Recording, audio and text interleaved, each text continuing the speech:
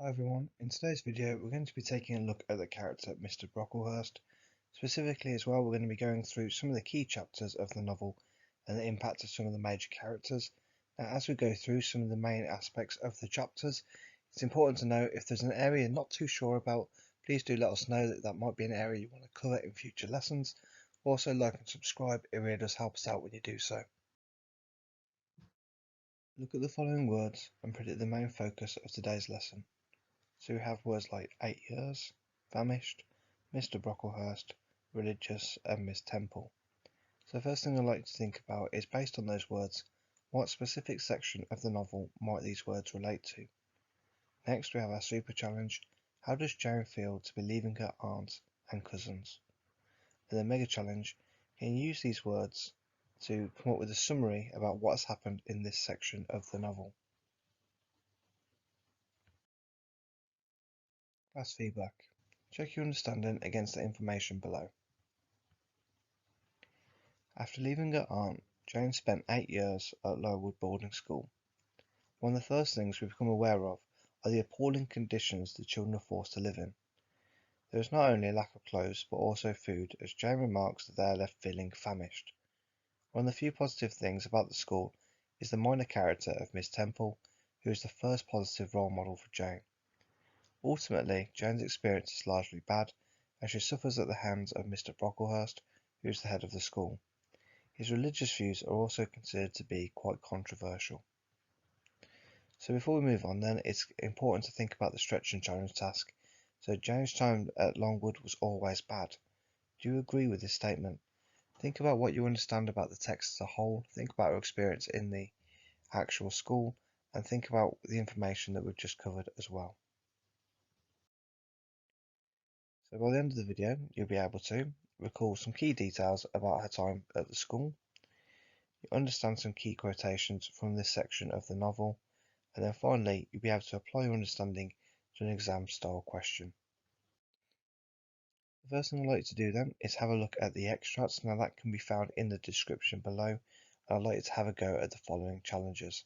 So once you read through, it's coming from chapter 7 of Jane Eyre, and it's about her time at the school. So I'd like you to read through the extract and identify any key details about Mr Brocklehurst. He's going to be one of the central characters that we focus on within this video. So super challenge, can you identify any quotations that contrast his character to Miss Temple? And then finally, look at the exam question on the next slide and use the extract to help plan your response. So again, if you need some extra time to do this, please feel free to pause the video, come back at any time and pick up where you've left off. Look at the exam question and attempt the challenges that follow. So the question we're going to be focused on then is, how has the character of Mr Brocklehurst been presented in the extract and elsewhere in the novel? So the first thing to think about then would be, can you look back at the extract and identify 3 or more judicious quotations? Now if you're not too sure what we mean when we say a judicious quotation, what we mean is the most appropriate quote to help respond to the question.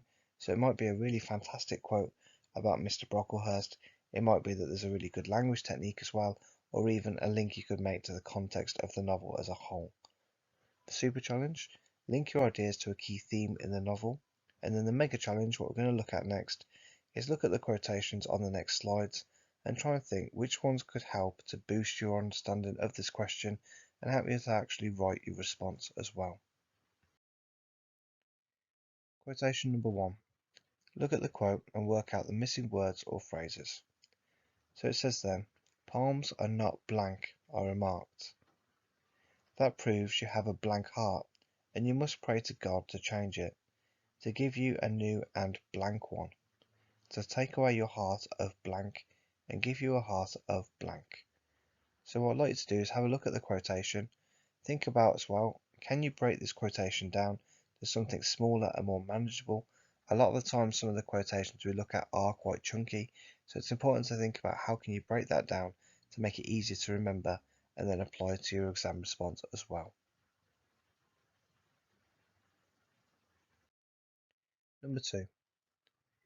You may indeed blank their blank bodies, but you little think how you blank their immortal souls.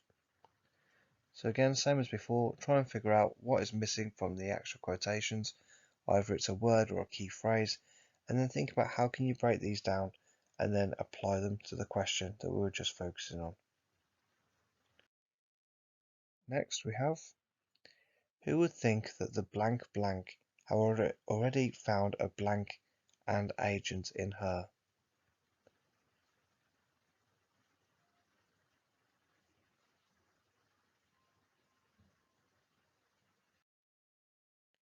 Next we have, teachers, you must blank her.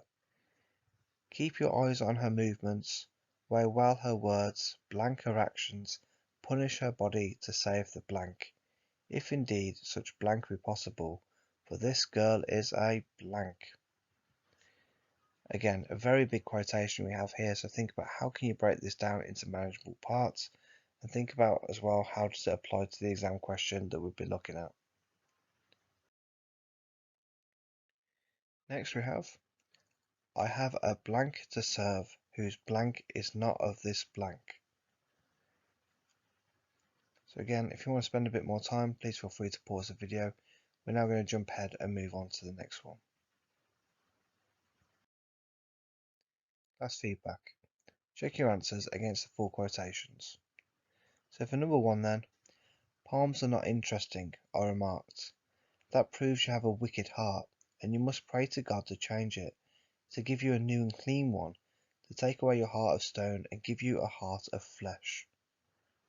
Number two, you may indeed fill their vile bodies, but you little think how you starve their immortal souls.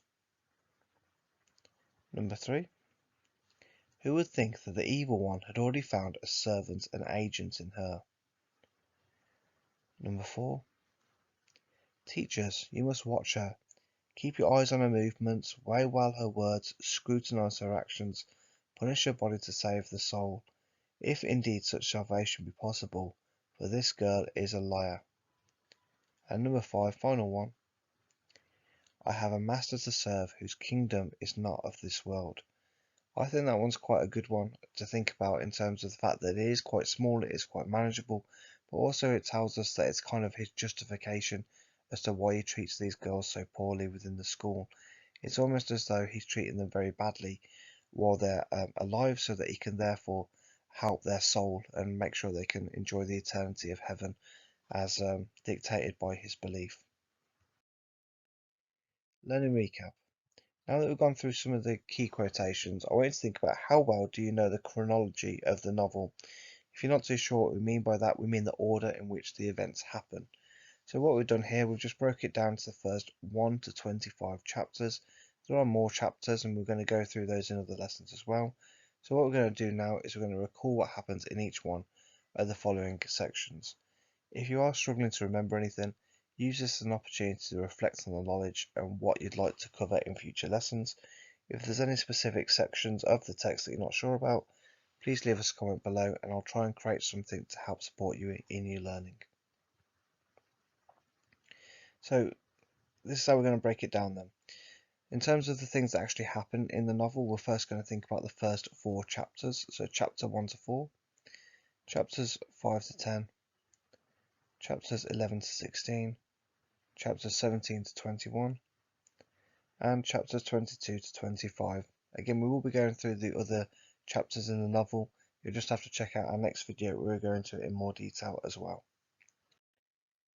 So for chapter 1 to 4, the main kind of things that happen at this, it's obviously the start of the novel. So after being tormented by her cousin John and having conflicts with her aunt, Jane is sent to boarding school. Obviously there's a few key details we're missing out there. There's details like the red room as well. And if there's anything you're unsure about during that time, please do let us know. The next part then, chapters 5 to 10. Jane suffers at Lowood School. Mr Brocklehurst takes every opportunity to put her down. Jane's friend Helen dies of consumption. Despite the difficult start, however, Jane is able to do well academically and becomes a governess at Thornfield Hall. So chapters 11 to 16. While at Thornfield, Jane tutors Adele and meets Mr Rochester. You can see there we've obviously chosen to leave out a few key details. Again, if there's anything else you want to add or share with other people who might be viewing this, please do add a comment below as well. Next, chapters 17 to 21. When Rochester returns to Thornfield, he disguises himself and pretends to be a fortune teller. He also asks Jane to help with a wound that Mr. Mason needs treating. Jane goes back to Gateshead when she receives bad news about her cousin John and her aunt. Next are chapters 22 to 25. When Jane returns to Thornfield, she and Mr. Rochester agree to get married. A strange woman then breaks into Jane's room and rips her wedding dress. Rochester refuses to explain why it happened until they've been married for a year and a day. So I've said before, that's kind of all we're going to go for in terms of breaking down the chapters so far. We're going to be building on that in our next lesson, where we look at the final part of the novel as well. So again, in terms of our next lesson, we're going to be going over the following things. We're going to recall some key events from Thornfield. We're going to understand how to approach an exam question, and you're going to apply your understanding to complete a mock assessment. If you do complete a mock assessment, I can't stress this enough, that it's really important that you get it marked, you get it assessed by a teacher or by myself. It's important that you get that feedback in order to improve and know that you're on the right track. If you need any additional support, then new videos will be added every single week. Alternatively, you can leave us a comment below or visit our partner channel, Bookworm Teaching, for more lessons and guidance on all things English. Thanks ever so much for listening, guys, and all the best with your work and revision in the future. Bye bye.